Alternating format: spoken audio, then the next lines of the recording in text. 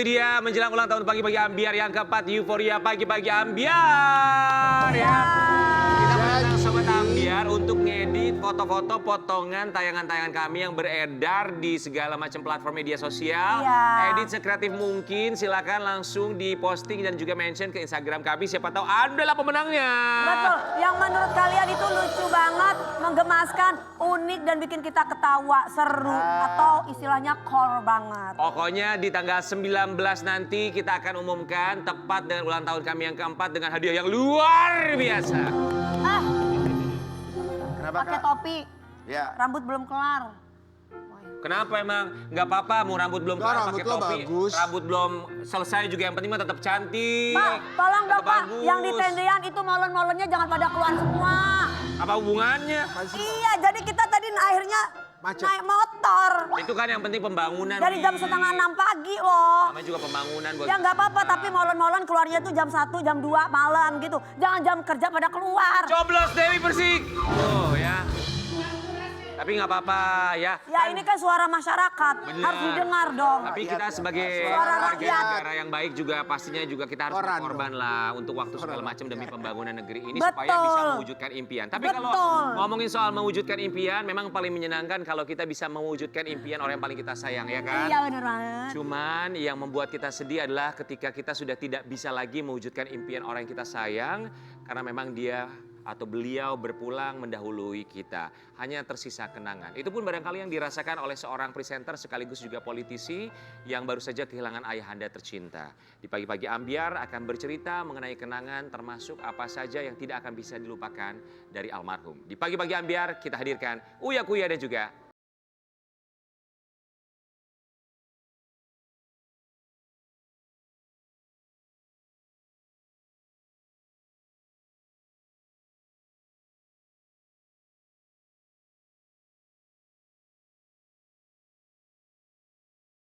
Sehat. Uya Kuya, Yes. Astrid Kuya. Kita tahu tanggal 30 yang lalu, tanggal yang tidak akan pernah bisa dilupakan. Betul, betul. Almarhum tercinta membuskan nafas di usia 87 tahun ya. 87. Papanya Uya Kuya. Kami di sini segenap keluarga besar Pagi-Pagi Ambiar Trans TV mengucapkan turut berbelasungkawa. Terima kasih. Uya Kuya, Astrid Kuya dan keluarga diberikan ketabahan, kesabaran, keikhlasan dan insya Allah almarhum husnul khotimah. Amin ya Allah. Amin ya Allah. Kami semua di sini mengucapkan terima kasih banyak sudah meluangkan waktu. Sama-sama. Besok tepat 1 minggu kepergian almarhum. Iya betul, 7 hari. Perbedaan yang dirasakan. Perbedaan apa nih? Perbedaan tanpa kehadiran almarhum di 6 hari pertama. Nggak bisa tidur.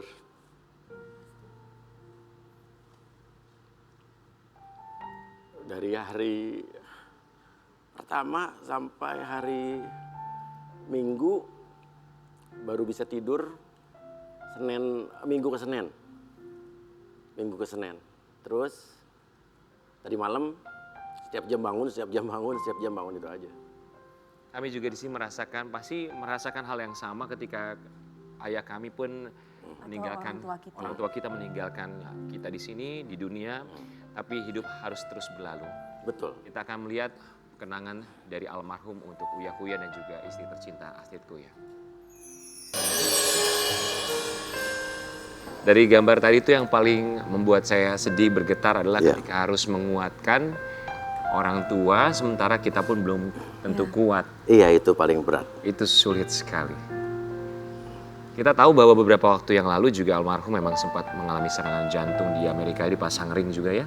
Setahun yang lalu. Setahun yang lalu. Pas 1 Oktober waktu itu kejadiannya.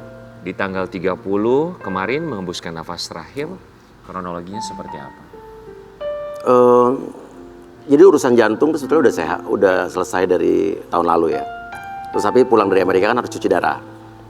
Udah dijalanin lah. Nah 3 minggu yang lalu sempat mengeluh di punggungnya tuh sakit kayak saraf kejepit sakit sekali. Di MRI segala macam ada tulang yang hilang katanya. Tulang yang hilang? Tulang yang hilang aneh kan.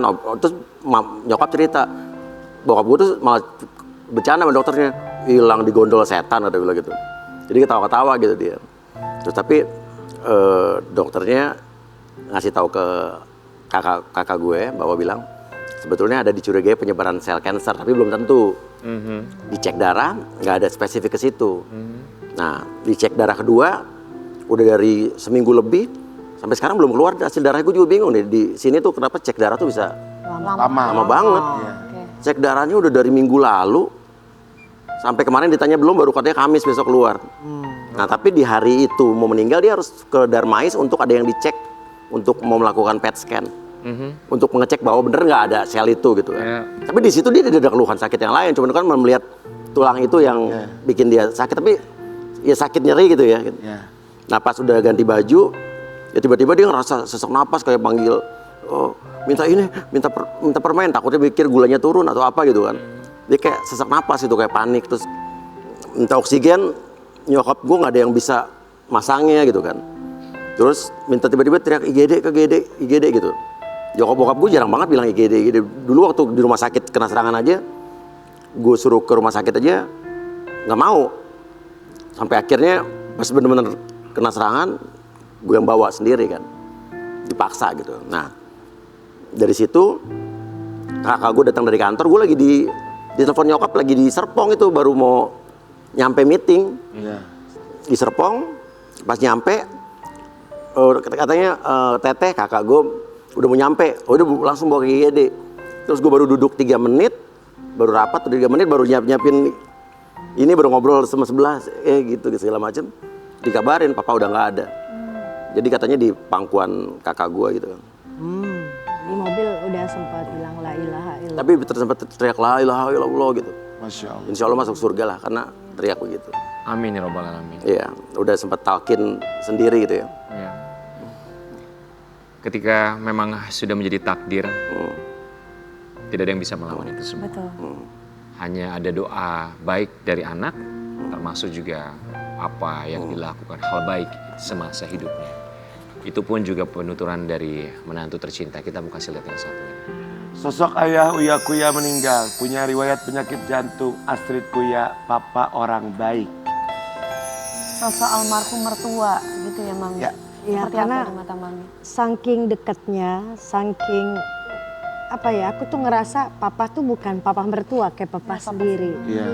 Jadi dulu inget banget waktu awal-awal nikah gitu ya. Awal-awal nikah namanya pernikahan tuh kan pasti berantem-berantem, apalagi baru-baru. Papa tuh sempat pernah ngeliat aku nangis, biasalah kan kalau berantem sama suami pasti nangis. Dia ngomong, kamu kenapa nangis? Kenapa? Uya marahin apa? Oh.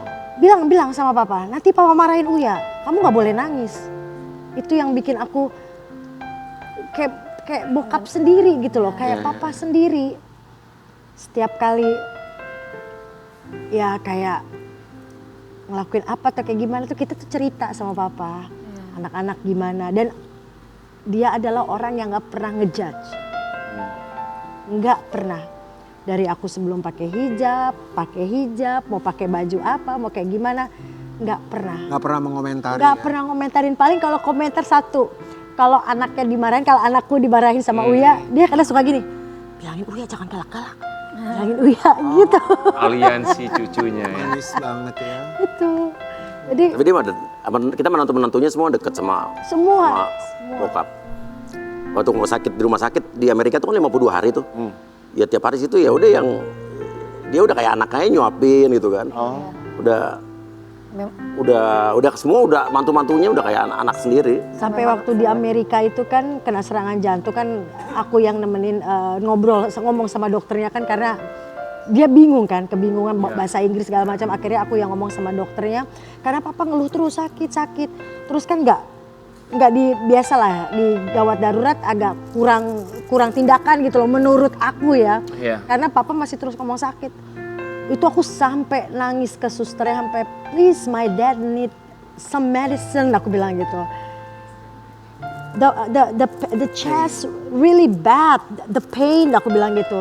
Sampai nangis, sampai susternya bilang don't worry, we do it the best. Dia bilang sampai udah tenang, tapi itu di situ bener-bener kayak ngerasa bapak sendiri yang ketakutannya luar biasa, sampai nangis, sampai aku bilang aku nggak bisa pergi kemana-mana selain di rumah sakit. Astrid Kuya masih ingat gak ketika merawat almarhum sedang sakit atau ketika dia dalam masa kesakitan? sempat mengeluarkan kalimat apa ke Astridku ya saat itu? Jadi sebelum papa nggak ada itu kita sempat makan siang bareng. 3 hari sebelumnya. Karena kita tuh kayak keluarga gitu kayak tiap minggu ketemu gitu. Nah pas kebetulan hari itu aku bilang, udah kita makan siang bareng yuk. Aku juga ngomong sama teteh, yuk kita makan siang bareng kan papa nggak bisa pergi kemana-mana karena masih sakit, ngerasa sakit pinggangnya. Yuk kita makan siang, kita potlakan gitu kan, bawa-bawa masing-masing makanan gitu. Sampai sana ngobrol terus tiba-tiba aku ngeliat papa udah kesakitan tapi sempat ngomong gini, kamu kerja yang baik ya. Itu langsung, ya siap. Terus kemarin sempat yang dulu-dulu kalau WA, ingat kalau jawab di kantor jangan cengengesan. Kadang kan aku kalau ngobrol sama orang tuh suka, Just being you. ya suka hihihi gitu kan ketawa. Maksudnya papa harus lebih serius karena kan ini jadi wakil rakyat jadi harus agak berwibawa gitu. Itu pasti kalimat yang tidak akan pernah bisa dilupakan ya. Buat Sobat Ambiar, kita mengenal sosok Uya Kuya, sosok yang memang begitu periang sekali. Tapi ya bukan hanya Uya Kuya, siapapun ketika harus kehilangan orang tercinta, rasa sedih pasti tidak akan bisa terbendung. Pun juga kita akan menyaksikan saat momen Uya Kuya tak kuasa menahan air matanya. Kalau boleh berkaca, politisi, presenter, siapa yang tidak mengenal Uya Kuya?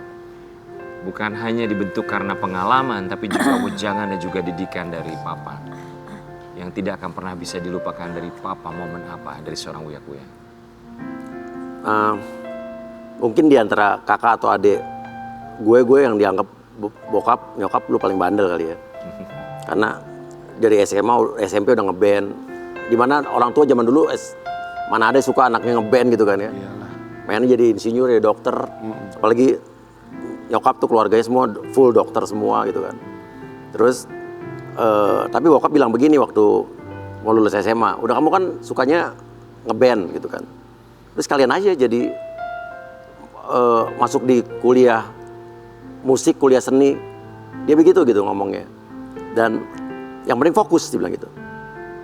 Nah terus tiba-tiba gue kuliah kan waktu itu mau masuk negeri. Tapi pas lulus SMA dari SMA 8 nggak dapet negeri tuh, masuk ke Stekpi. Tahun kedua ikut lagi, mau masuk hukum. Mau masuk ke hubungan internasional. Dapatnya politik, pilihan kedua. Nah bokap bilang gini, politik, bilang gitu. Dia senyum-senyum.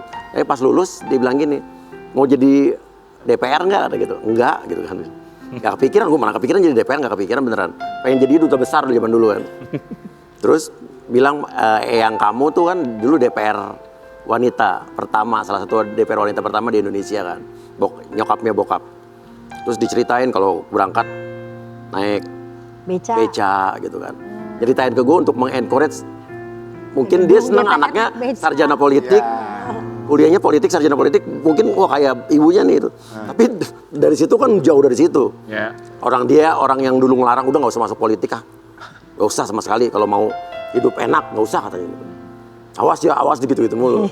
Tapi kan akhirnya sekarang justru jadi DPR, terus dia cuma senyum aja. Sempat bilang nih, baru berapa sebulan 2 bulan yang lalu, kayak waktu belum ditentuin komisinya. Kalau kayak Eyang Putri dulu, Komisi 1 ngurusin luar negeri, Kementerian Luar Negeri, aku malah baru bilang gini, oh sama ya komisi dulu sama sekarang gitu kan. Iya nanti lihatlah. Terus tapi kemarin komisi berapa? Komisi 9, ngurusin apa? Kesehatan segala macam. Oh nggak apa-apa, yang penting buat masyarakat aja dia bilang gitu. Tapi gue tahu dia tuh nggak pernah bilang I'm proud of you gitu-gitu, jarang. Tapi gue tahu dirinya kalau saat ngelihat gue tuh pasti dia bangga atas apa yang udah gue lakukan. Walaupun dulu juga gue akhirnya lulus kuliah, gue kuliah di berapa tempat, tapi ujungnya nggak menekuni kesarjanaan gue gitu ya. Jadi artis, walaupun dulu jadi artis waktu awal-awal juga masih pemula gitu kan, dia dukung. Sampai akhirnya gue juga sukses di artis, gue tahu dia bangga. Gue usaha sukses, dia bangga sih, selalu datang ke tempat usaha-usaha gue. Dan dari DPR ini pun gue tahu dia pasti bangga banget. Pasti mamanya. Cuman nggak pernah ngomong yang gitu. Ya, Tapi udah ngeliat lah gue jadi. Namanya orang tua tuh, apalagi ayah ya, gengsi untuk ngomong sama anak. Betul. Tapi mereka tidak gengsi untuk ngomong sama teman-temannya. Iya betul. Kita mau kasih lihat yang satu ini. Ini ada satu pesan dari almarhum. Pesan ayah ke Uya sebelum meninggal, jadi anggota dewan jangan bikin malu. Mamanya anggota DPR MPR wanita pertama di Indonesia. Komisi 1, anaknya Komisi 9. Ketika akhirnya beliau tahu anaknya ternyata dipilih masyarakat Indonesia untuk menjadi anggota dewan. Kalimat yang keluar dari mulutnya pertama kali saat dia tahu Uya terpilih. Apa dia cuma bilang alhamdulillah gitu kan. Dia nggak banyak ngomong, cuman dia bangga. Karena waktu selama gue kampanye aja, dia tuh yang ngasih masukan-masukan. Ya. Kan dapil gue kan selain Jakarta Selatan, Jakarta Pusat juga luar negeri. WNI yang ada di semua di seluruh dunia lah. Ya. Dia ngasih tahu kalau di daerah Jakarta Selatan kamu harus pendekatan seperti ini gitu kan. Kalau nanti sama teman-teman PMI, TKI, TKW pendekatan seperti ini. Gitu. Seperti ini. Tapi dibilang udah jadi diri kamu sendiri aja. Jangan berubah jadi orang lain.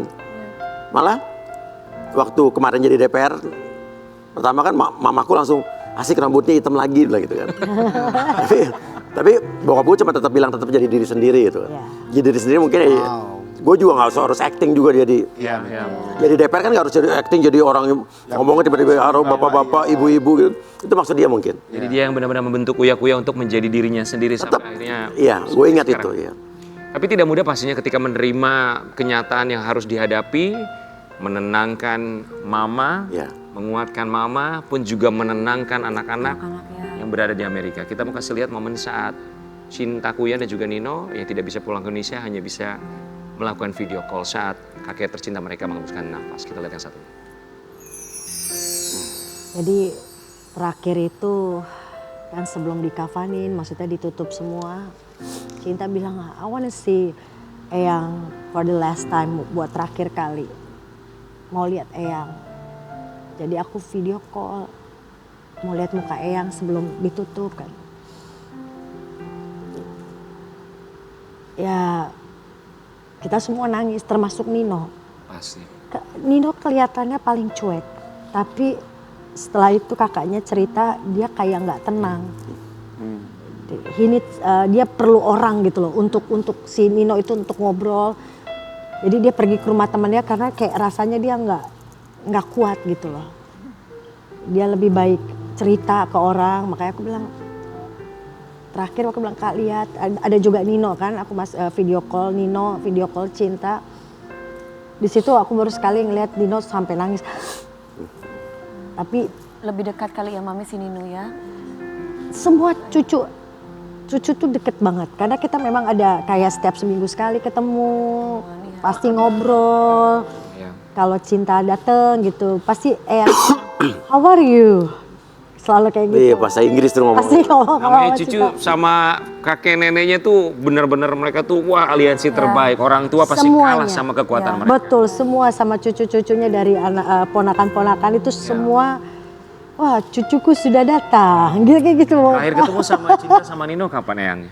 Persis pas jadi ulang tahun kita, Eyang tuh ulang tahun 5 Juli. Nggak tahu. Tanggal 7 Juli kemarin tuh dirayain. Nino datang udah beberapa hari sebelumnya. Cinta datang pas di hari ulang tahun. Jadi tahun ini kita merayakan ulang tahun Di Jakarta bokap ya? itu di Jakarta. Oh, Dan iya, semua kemarin keluarga datang ya. datang. Iya. Semua keluarga datang yang dari Adiknya, kakaknya, luar Jawa, dari luar apa Jawa. datang semua. Alhamdulillah masih bisa berkumpul saat itu ya. Luar biasa. Dan ya kita bersyukur kita Bersyukur, membuat acara betul. itu gitu. Ya, Dan semua datang. semua datang. Cinta Nino juga dari Amerika datang, bener-bener datang dan kita bikin acara. Dan dia senang. Nino sama Cinta memang tidak ada niat untuk pulang dalam waktu dekat ini atau memang dari Uya sama Astrid udahlah just stay di Amerika aja. Gue yang larang datang karena kan percuma. Mereka datang juga pasti mesti ada waktu beli tiket. Di sana juga tengah malam, baru besoknya nyampe di sini 3 hari kemudian udah dimakamin juga. Iya, betul. Tapi tadi malam Cinta baru ngobrol. Nanti kalau 40 harian, tapi kan Cinta udah mau tes akhir ya, ujian akhir ya. Final test. exam dia Ya, bilang gitu. final test. Terus coba hari apa dia bilang gitu. Nanti apa bisa Cinta datang cuma 2 hari ke Jakarta, aduh Cuman 2 hari. Capek, Cin. Capek. Perjalanannya sehari lebih, hampir 2 hari. 2 hari, ya. Sampai sini datang pulang lagi gitu. Kita paham Masih kondisinya jam. ya. Sebagai orang tua juga pasti mengkhawatirkan anak-anaknya ya. Dan kita juga tahu ketika ditinggal orang tercinta, keinginan yang belum bisa terlaksana, sesimpel apapun itu menjadi penyesalan yang sangat luar biasa. Apalagi di tengah kesibukannya, walaupun hanya meminta untuk ke Bandung naik bus. Kita mau kasih lihat, ini dia aset yang katanya belum sempat tepati janji almarhum. Ya, jadi pas kita makan siang itu, kita anak-anaknya bilang, wah seru nih mau ke Bandung yuk, kita rame-rame biar papa happy gitu kan. Kita naik bus, karena kebetulan kan belum pernah. Kita mau naik bus nanti biar nanti supir jemput di, di Bandung. Cobain bus lah gitu ya. Ya tapi Baru ngomong udah 3 hari sebelumnya tuh. Terus dia juga ngomong sempat gue firasat tuh. Mama bilang, papa bilang tuh katanya mau umroh yang terakhir. Oh, Tapi di situ gue selalu udah sempet dek. Maksudnya kenapa ya gitu. there's something gitu ya. Iya. Dia kan berapa kali umroh gitu. Dan dia pengen umroh. Katanya umroh yang terakhir. Apa ya, kata-kata itu kan jadi banyak arti gitu ya. Iya. Tapi keadaan mama sekarang gimana?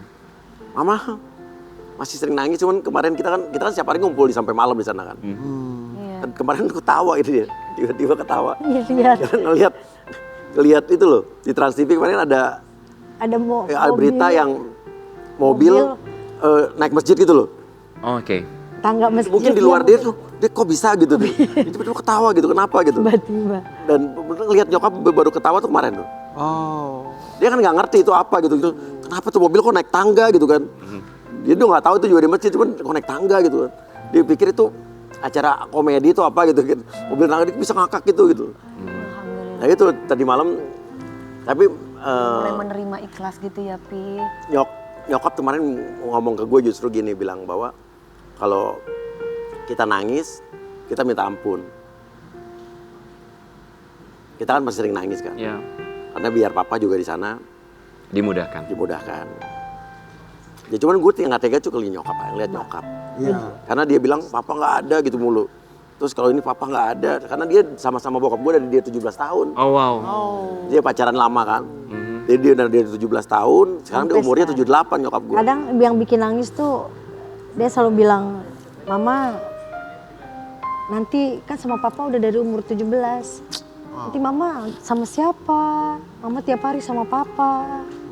Itu yang Ya kita bilang ada kita lah, ada kita gitu. Cuman ya pasti kita tahu pasti lah. beda kan. Semoga mama juga diberikan kekuatan, ketabahan walaupun ini tidak mudah. Tapi Uya Kuya seandainya bisa menyampaikan sesuatu untuk Apa? papa, menyampaikan terima kasih. Apa yang Uya ingin sampaikan untuk almarhum? Terima kasih papa karena kita semua jadi begini gara-gara didikan beliau. Terima kasih untuk selama ini udah mendidik kita, karena beliau ini panutan gue banget. Sosok yang sederhana. Dia tuh waktu kerja udah jabatannya tinggi tapi mobilnya cuma Corolla tahun 79 dulu. Dia baru beli mobil mewah tuh pas anak-anaknya kita beliin gitu. Dia bisa beli itu, cuma dia nggak mobil yang paling gelinding aja gitu.